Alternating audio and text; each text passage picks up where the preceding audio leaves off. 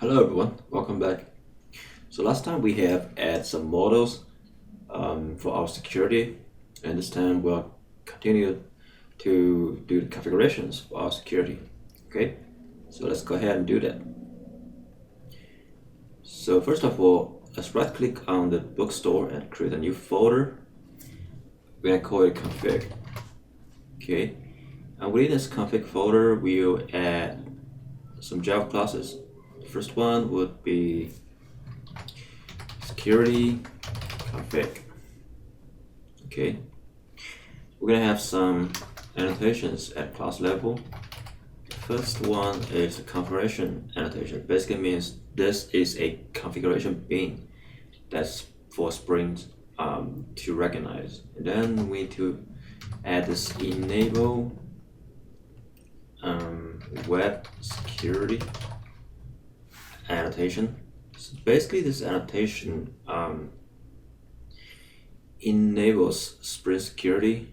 So if we look this up, this is a good habit, right? So whenever you see some new annotation you don't understand, just go search it up. Let's enable web security. So this annotation to our configuration class to have Spring Security configuration defined in any web security configurer, or more likely by extending the web security configurer based class and overriding individual methods. Okay. And here we have an example. So that's pretty much what we developing. We have the add configuration, enable web security, and major class extends this web security configure adapter, and we override three methods. One is config for web security, and another config for HTTP security, and another one is to override this authentication manager builder.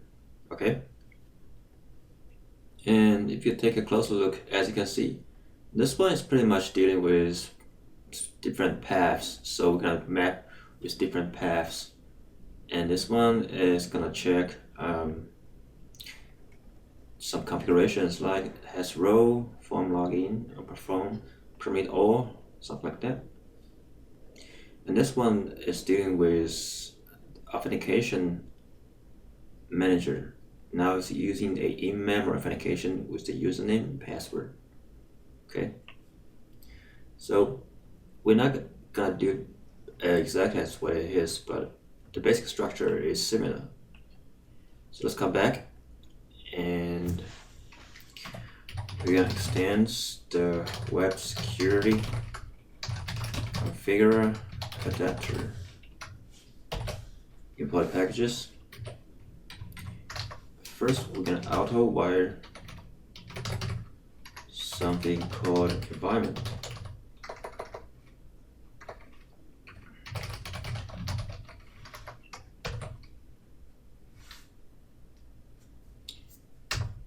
Okay, so this is an environment from our Spring framework, and this auto wire basically just asking the Spring container to inject this bin into our environment. Into our context, so that I can use it. And then we're gonna have another auto wire. We're gonna have the user security service being added. This bin hasn't been developed yet, but we're gonna do it later. Also, we're gonna add a private bcrypt password encoder.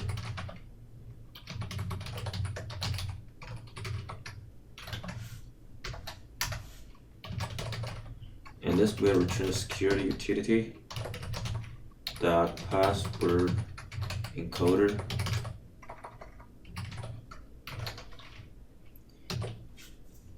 So this bcrypt password encoder is type of encoder that's using the bcrypt method.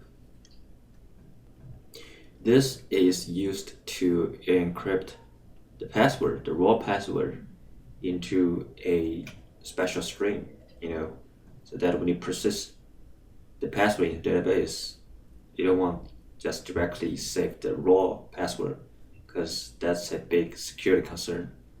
So when you put that as encrypted string, is much safer, okay? And can use different algorithms to, marshal or encode the raw data, raw password into those strings. And here we are using the bcrypt method. So there are other methods as well. Again, if you're not familiar with what's really going on, you can check out the other course that I mentioned, the Learning Spring Framework Practically. Basically, it talks about how to, add this bcrypt password encoder with more details. Okay. All right. Let's keep on doing this. And this utility we haven't developed yet. We're gonna add that later. We're gonna define a string array called public matchers, and this would be a bunch of paths that is supposed to be publicly available. Okay.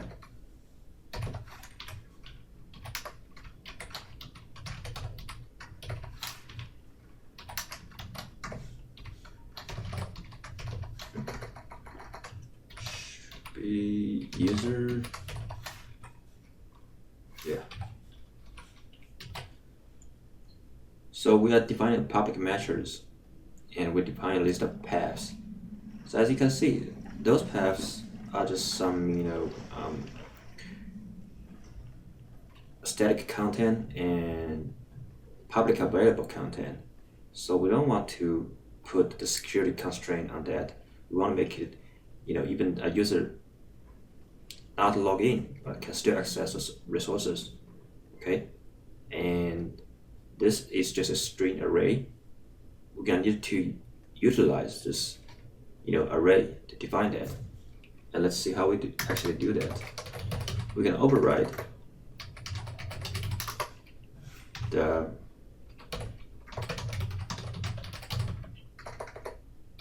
configure method, okay, for our HTTP security. This throws exception.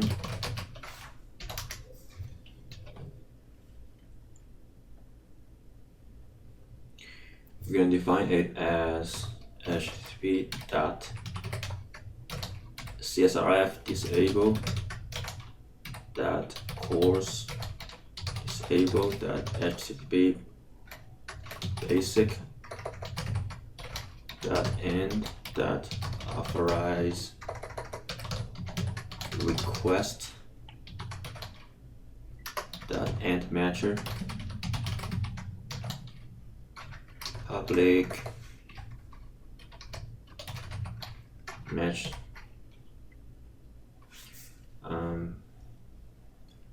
public matchers.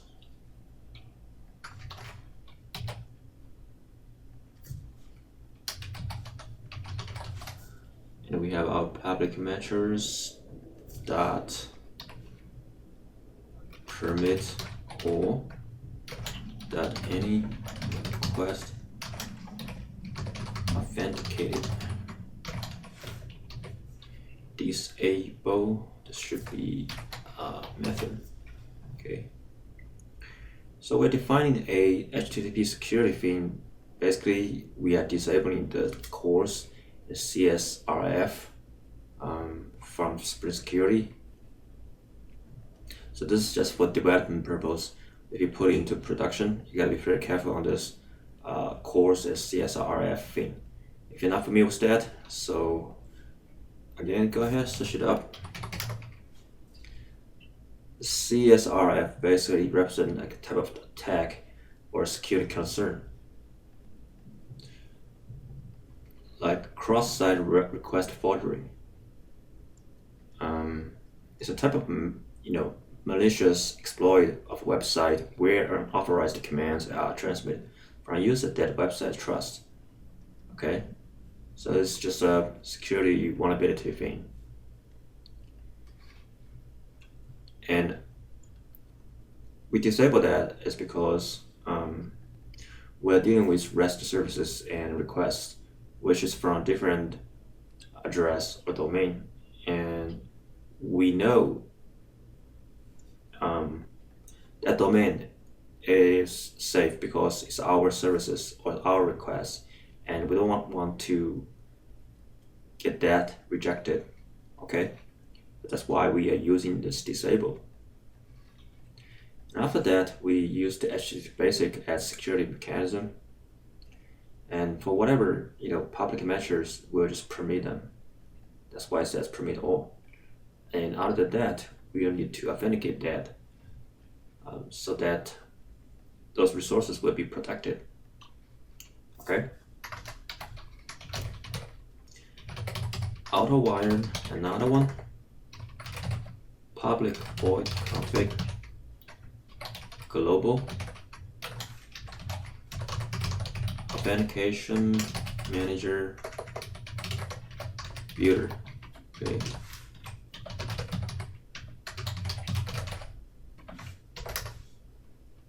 And this one is user details service, user security service dot password encoder,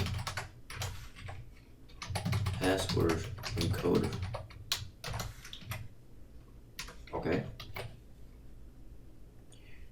so for this one, if you come back to our enable security thing, we have this configure authentication manager builder, right? And here, example is using the in-memory username password, but instead we are using the user details service, which in turn will call the database username password to match us up. And because we're using the encoder, we need to let the service know that we are using this encoder. Okay, and in order to do that, we have to develop this user secure service and this encoder as well. So let's go ahead and do that in the next lesson. All right, so see you guys in the next one.